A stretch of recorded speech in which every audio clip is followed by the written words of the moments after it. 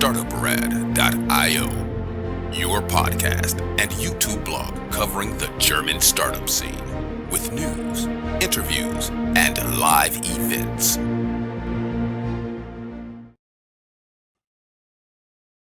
Hello and welcome everybody. This is Joe from Startuprad.io. As you can see, I'm in the office of a startup here in lovely Wiesbaden.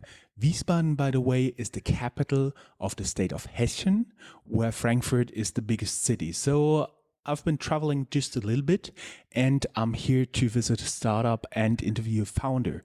Hi, what's your name? Hi, I'm Dominic. As you said, we are located in Wiesbaden, close to Frankfurt. And we are running actually a shoe business since 130 years, which is a pretty long time. So we are not directly a startup, but during the last 5 years, we started a complete new business area. That means we started a very special kind of online business. And this is called Schuh24. Meaning for the non-native speakers, Schuh24? Schuh24, okay, exactly. And what do you do there? I would say you could describe it like a corporate startup. Inside the old business, you founded a startup. Well, we made it completely different because that was one of the very important things which we've learned, a clear lesson learned, that when you want to make a startup very professional and successful, you have to make it completely separately, because otherwise all your resources and all your thinking is not clearly different to your old business. And that's why we said we make it completely different, completely separately, and that was a very good idea, actually. That is actually a very interesting topic to touch later. But can you first tell us what Schuh24, the startup part of the company, actually does? Yeah, absolutely. So the basic idea was very simple. We have around 10,000 shoe stores here in Germany, as in many other European countries. And they all have the same problem, more or less. They all have the same problem that the revenues are not rising. They are stable or they are declining already. And they are looking for some ways to easily expand their revenues, let them grow, and don't invest money because they don't have so much money anymore. And that was our thinking, how we can help these 10,000 stores in Germany to raise their revenues through online business. Because when you start your online business, you perhaps buy an online shop or you build an online shop if you're an expert, but you have to spend a lot of money for all your new customers because you have to buy them from Google, from Amazon, wherever. And our thinking was, hey, we make a collective thing, yeah. We want to help shoe sellers all over Europe to be part of us, to be part of Schuh24. And through this, we have a very integrated network through different interfaces. And that allows us that we have access to all these stores in Germany. And we have all their stock information, all the pictures of shoes and so on. And we are fully integrated to these shoe stores. And that's the reason why we are actually very big and we have a huge impact on this market now and can sell shoes everywhere and have a very, very big stock of shoes. Okay, that means so basically you are not like a seller yourself, but rather you help the brick and mortar little shops in little neighborhoods to sell the shoes they have present there online? Well, the shoe sellers, in 90% of the shoe sellers in Germany, they don't have an online shop and they are not on Amazon, they are not on eBay. So 90% were and are completely offline. And that was a point where we said, okay, we can make a solution which costs absolutely nothing for the shoe sellers. So no investment, no monthly fees, nothing at all, only some provision if we sell shoes for them. And that's the way how we started this platform, Schuh24, 5 years ago. And through this time, it was a huge success story. And now we already have some hundreds of stores all over Germany. And I think this year we will also expand to other European countries. That is pretty exciting. So tell me, how do you actually sell the shoes, and how do you approach your clients, meaning the small brick and mortar shoe retailers in with little stores? Yeah. So what we focus on are different kind of shoe stores and shoe sellers.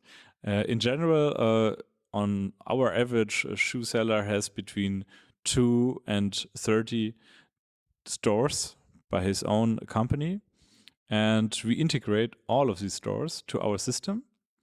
And it's a little bit different because, sometimes the people know this Locafox or something where the stores just upload their stock and that's it. But we are much more integrated into the value chain of a shoe seller. That means we also, of course, get the stock information, but every sale, every return is also routed back with a specific interface into the ERP system of the shoe seller.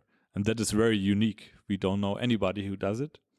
And additionally, we also provide a huge range of service that these shoe sellers have good data, have good picture information, and also have the EIN code, which allows them to upload all their stock information to us. So we really support them. Meaning EIN code is something like where you can individually identify a product online, Absolutely. for example, like those shoes, this color, this and that, this size. Yeah. And it's unique for this shoe brand, this model, this size.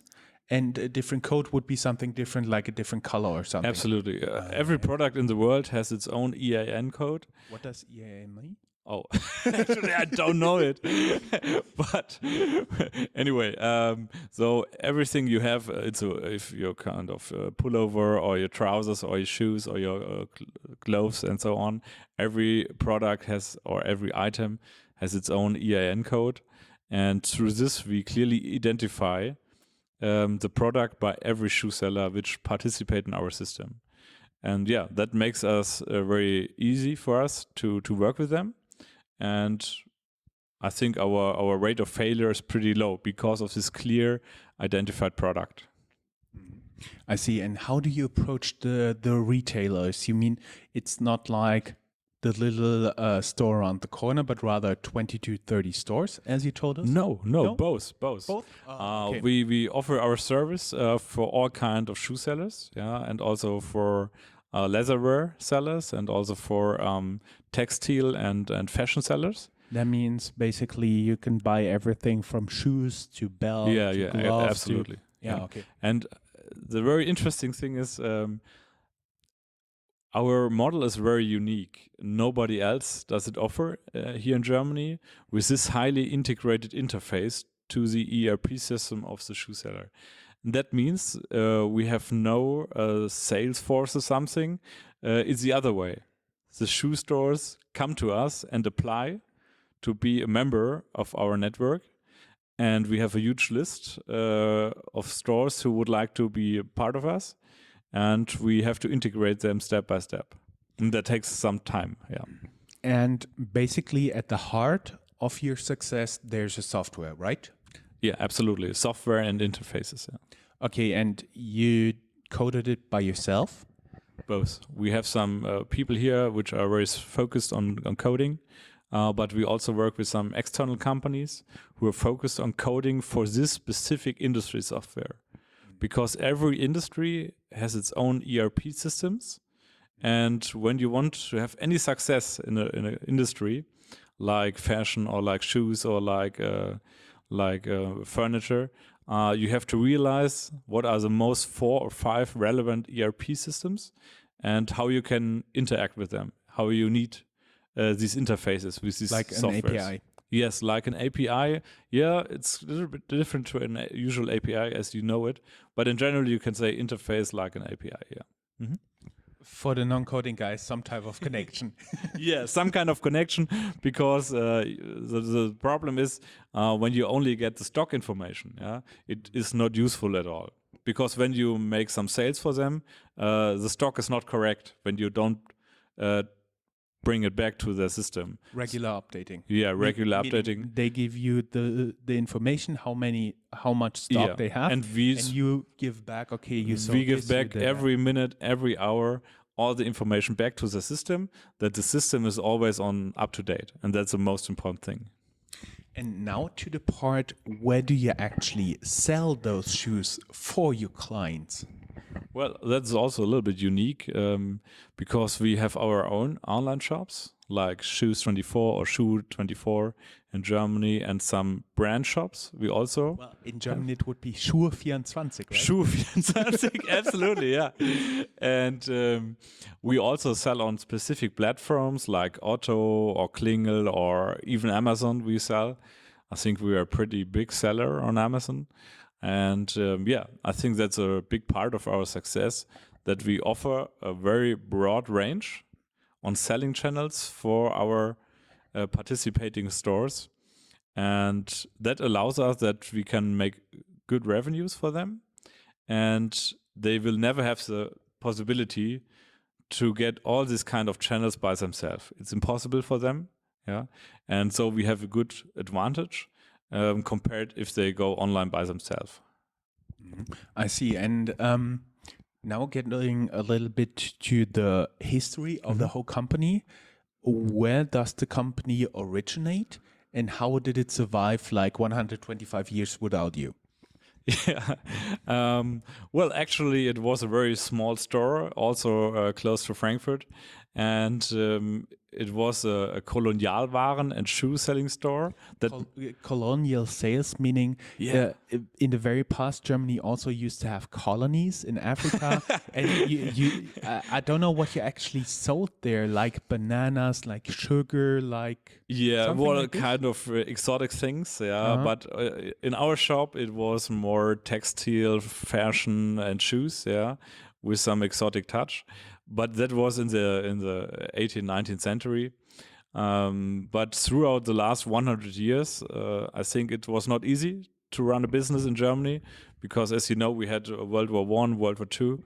Not only that, you had the worst inflation almost on history. Absolutely. And actually not too far away from here in Germany, there was the DANAT, the Darmstädter Nationalbank, and it was one of the biggest banking breakdowns, which led to the banking crisis. So I really do believe it wasn't easy. I see you got your history lesson. I did. In general, it was a big impact, especially the hyperinflation. Where the people had billions of money, and it was nothing worth. Yeah, it was Reichsmark, and at one point the inflation was so bad, you just added zeros, and the money was only printed on one side. Absolutely, I still have some notes from this time. Well, you know, the problem when you have this kind of hyperinflation is that people stop purchasing by money; they start purchasing by goods. Like I buy a shoe from you and you get some meat or you get some potatoes or something, or pullover, cigarettes, whatever. Yeah. Like after the Second World War. So that was a little bit difficult for business here in Germany, especially for our business. And I was very proud that all my grandfathers and grandmothers did a good job over this time. And to be honest, my plan was never to step into this company because I was a manager in an energy company. I was pretty happy with that. And but 5 years ago, my father died suddenly by a heart attack. And I had to decide within only one night if I continue this family business or not. And it was not easy for me. Okay. Because this kind of industry is very tough. The margins are not very high. And so you have to think if it's a good idea or not. Yeah. And I would assume the industry in total is not horribly growing. It's rather stagnating or declining, right? Absolutely. And to be honest, I always preferred industries which are not sexy at all.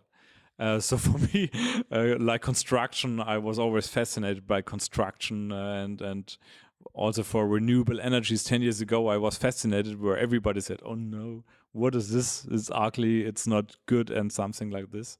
So for me, it was very easy to say, okay, if this is an industry which is not sexy at all, has no growth rates, how can you manage and bring something new up. Yeah? And that was a point where I said, okay, let's make some online business, which was not new at all. It was common. Zalando already started at this time. But we said we make it completely different. We want to make something collective with other shoe sellers in a much different way. And that was the result how we run Shoe24. Whew. That's a pretty interesting story. And you guys are basically bootstraps. You're financed from the cash flow of your business, or do you have external investors? Currently, we have no external investors. It's bootstrapped by my own money. But I think our business model is in this way very interesting because we have no stock risk. We have no stock by our own company. And that means that we have no risk at the end of the season. We always think in seasons that at the end of the season, we say, oh no, only 50% is sold and we got a lot of trouble now. We don't have this problem at all. So it's more or less easy for us to run this business, to earn money with it. And so 100% is own equity right now. Are you currently looking for new investors, like for your international expansion? You told me at the beginning you start to expand in different markets. Well, for international expansion, we are not looking for investors. The only thing where I think about getting an investor is we have some, perhaps 2 or 3 M&A targets in our area here, smaller competitors in a different way, in a different industry. And I think it would be a great opportunity to buy 1 or 2 of these competitors and to get it done and to raise this kind of deal. Yeah, I think that is a possibility to have a minority investor with a small part in our company. Yeah. Mm-hmm. I see. Well, if somebody watches this, just reach out to us. We'll also have most likely your LinkedIn profile and stuff like this on our show notes down here. And is there anything important we may have forgotten? Well, I think you had a good background of our company, so you asked exactly the right questions. In general, I think the main USP, if you can say this, the main USP is not we are selling shoes, because you find 1,000 other shoe stores online in Europe. The main USP is that we have a very deep and strong understanding how a retail company works on. And that is completely different to an Amazon or Zalando something, or Asus. Yeah. We really understand every fucking detail of the retailers, their problems. We live with them, we work with them. We are in touch with every retailer every day with all their stock information, and we call each other every day. And that is a very, very deep impact for us. That means we are a clear retailer, and we developed into a clear onliner, but with only retail background. This has some advantages and some disadvantages, but the main advantage is clearly that we know how to run it, and we know exactly how we can make a big, scalable business together with them. Good. Thank you very much for the interview. It was my pleasure. Mm-hmm. Thank you.